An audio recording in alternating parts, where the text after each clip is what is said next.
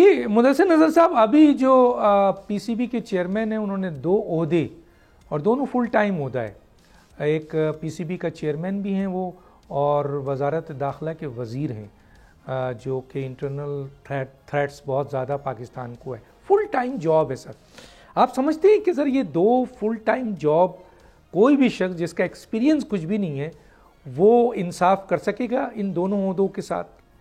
آپ نے پہلے بات کی فل ٹائم. میرا بہت عرصے سے یہ موقف رہا ہے کہ it is a full time job جو پی سی بی کی ہے. بہت وسیع جاب ہے.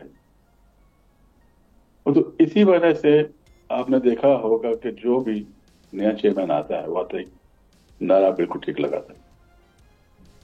وہ بات کرتے ہیں پاکستان ٹیم کی، وہ ایکچولی بات کرتا ہے انفراسٹرکچر کی، اور وہ کرتا ہے بات ڈیولپمنٹ آف دا گیم.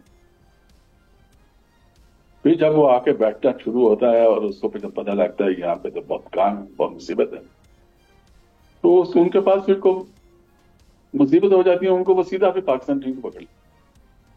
بیچارہ کے پاس ٹائم ہی نہیں ہوگا، تو ڈیولپمنٹ کا کام رک جاتا ہے. دوسرا ڈیولپمنٹ پہ لگتا ہے پیسہ، ڈگری چاہیے، لیکن اس کے بغیر کام چل نہیں سکتا. اگر آپ کو نیا انضمام چاہیے، میاں دار چاہیے، تو اس کے انویسٹمنٹ کرنی پڑتی ہے.